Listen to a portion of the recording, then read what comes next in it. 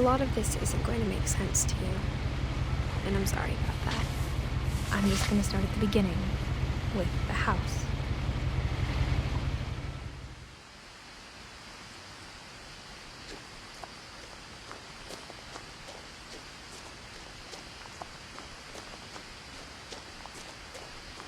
I lived here until I was 11, but I wasn't allowed inside half the rooms.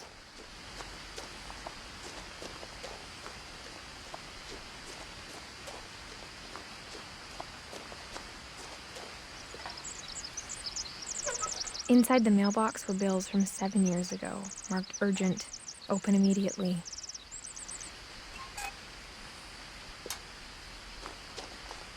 I hadn't been back since my brother Lewis's funeral.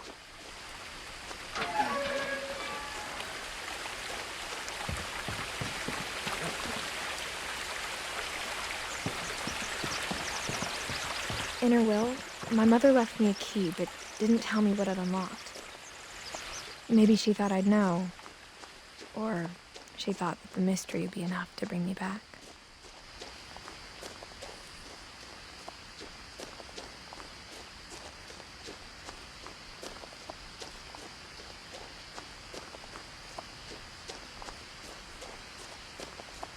No one had driven this way in a long time, but I saw a few hoof prints.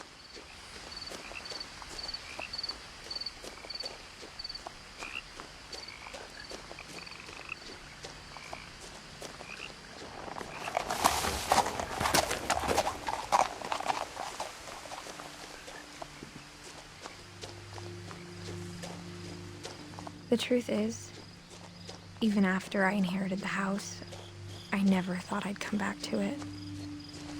But now I had questions about my family that only the house knew the answers to.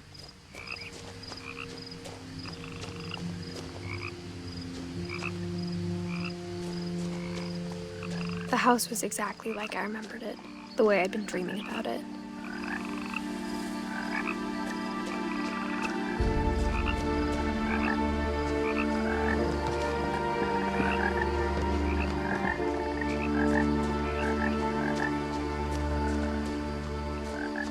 As a child, the house made me uncomfortable in a way I couldn't put into words.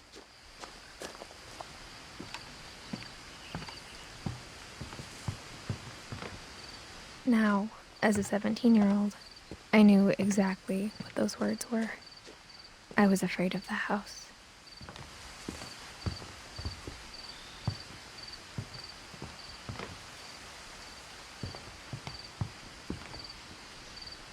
I hoped the key might unlock the front door.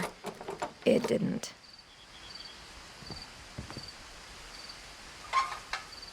Looking in, I felt like the house itself had been waiting for me.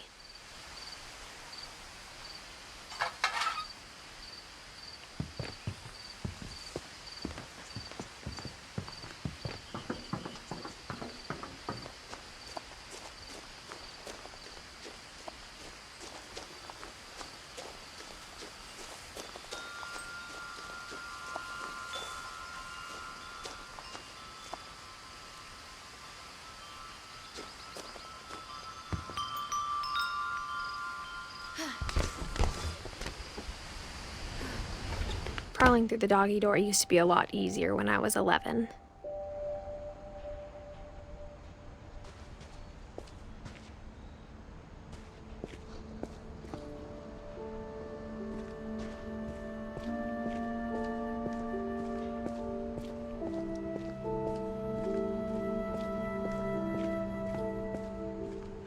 For the first time in years,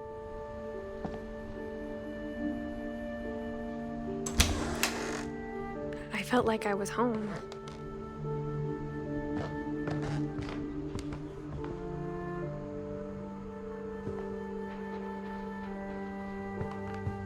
But instead of a family, there were just memories of one.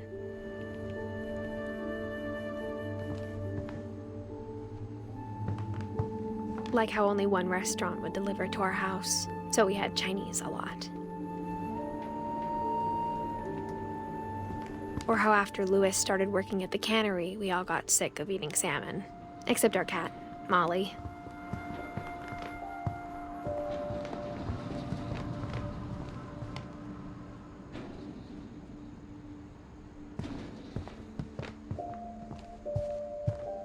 The table was still a wreck from the night we left.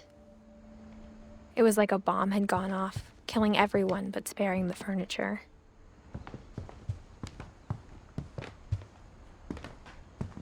My mom was the only one of us who could imagine Great-Grandma Edie living in a nursing home.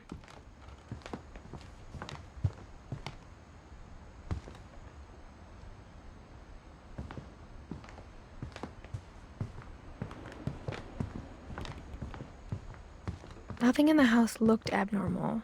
There was just too much of it, like a smile with too many teeth.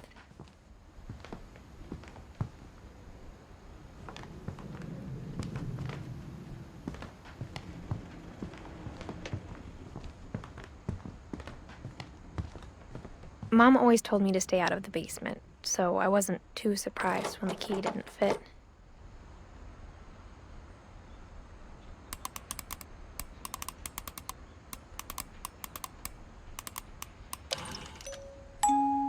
Great-Grandpa Sven built a music box for Barbara, along with the rest of the house.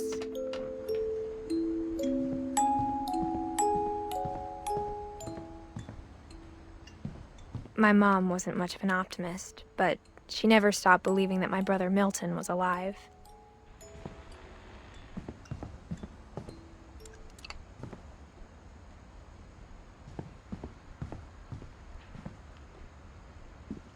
After Milton disappeared, Mom sealed up all the bedrooms. Then Edie retaliated and drilled peepholes.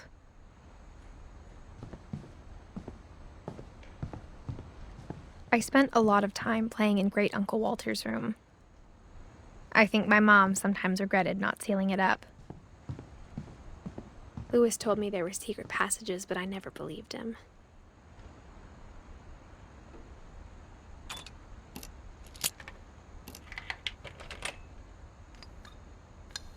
Turns out, my mom was really good at keeping secrets. Now it was time to find out what my mom had been afraid of.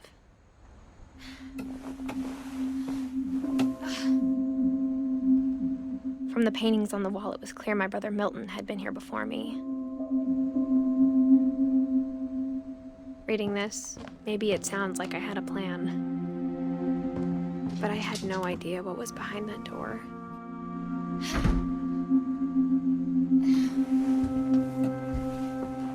Just like I had no idea where all this was gonna lead.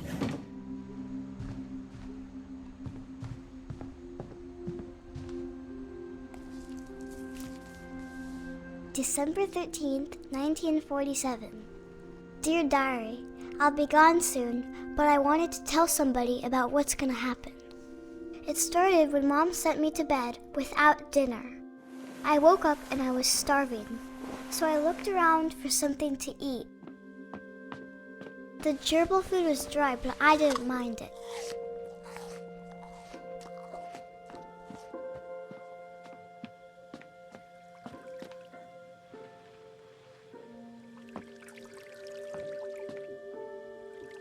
I thought about eating Christopher, but I held back.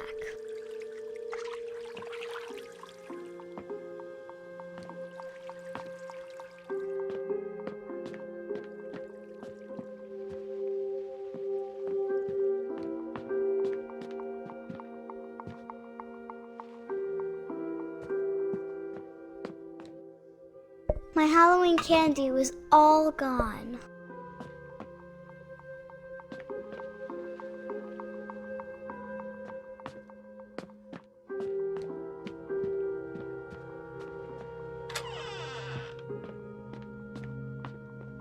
I kept eating and eating.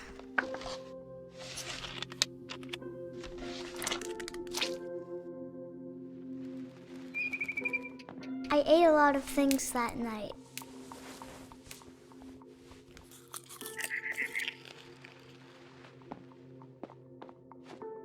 Then I heard chirping outside my window. It was a barn swallow going back to her nest. I reached out for her.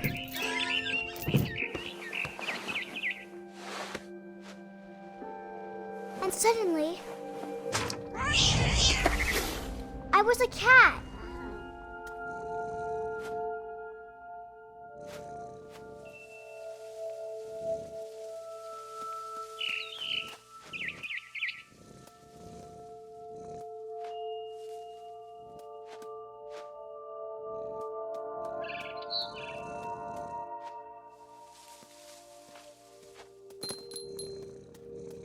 I tried to be quiet, but the bird was really scared.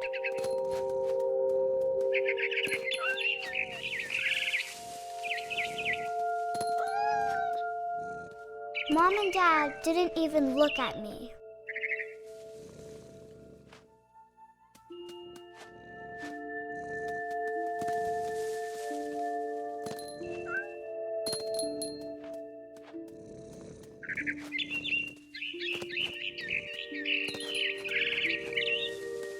I jumped and I almost got her.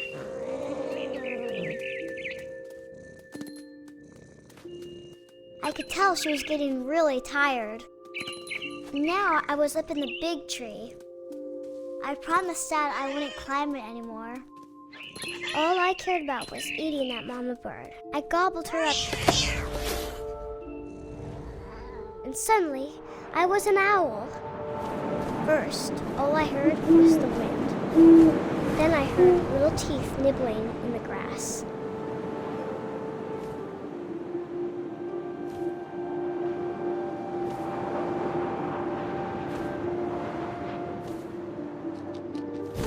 Rabbits.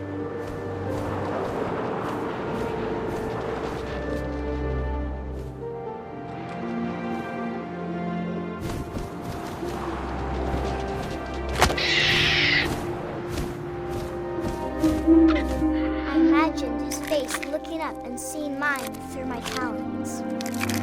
I swallowed him up, and I didn't chew one bit. Then I flew off to find something bigger.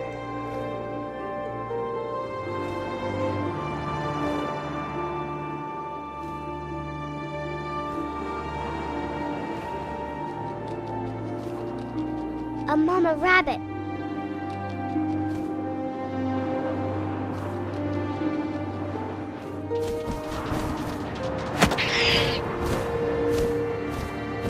She was almost too big to carry. I started choking, but I couldn't stop eating. And suddenly, I was a shark.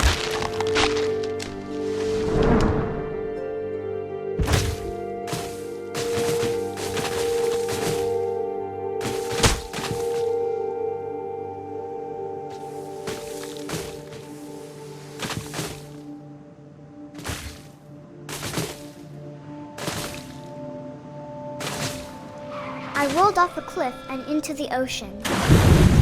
Now, I was hungrier than ever.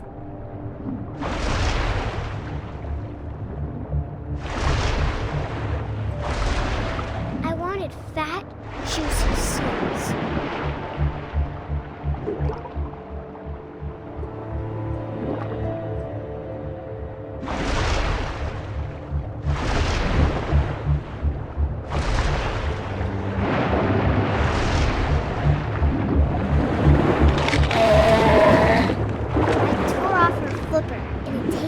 Really good.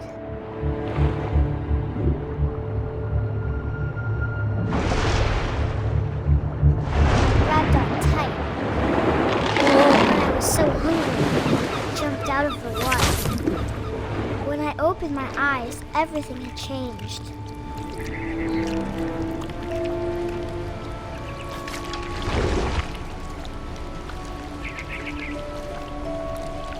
Now I was a monster, and I smelled people everywhere.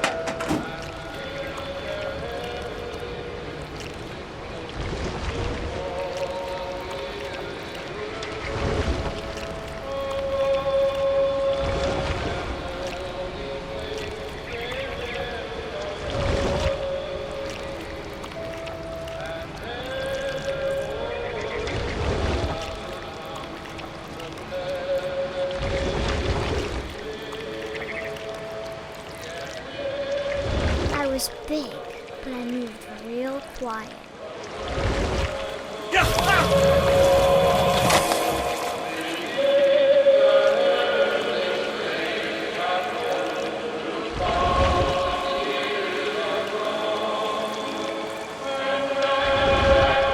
I wanted to stop, but also I didn't.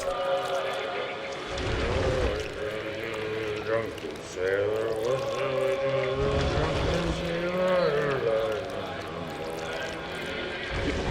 his belly was rusty.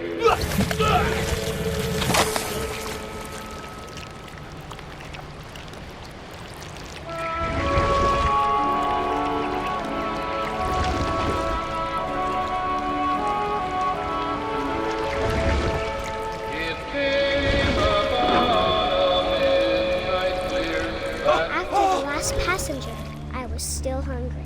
And across the water, I smelled something new. Something I had to have, so I swam towards it.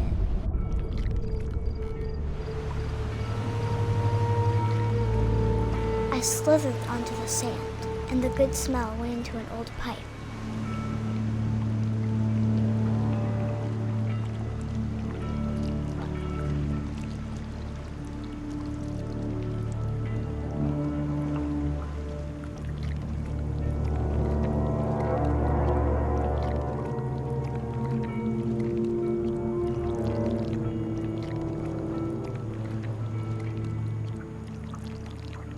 I got closer and closer.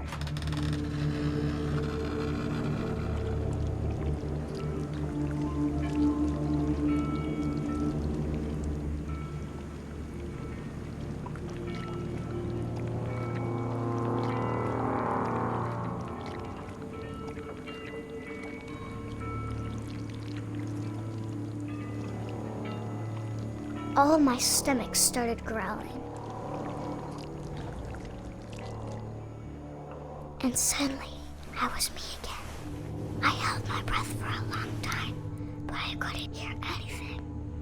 I think it's waiting for me to fall asleep. But it's not going to wait much longer. It needs to feed, and we both know I will be delicious.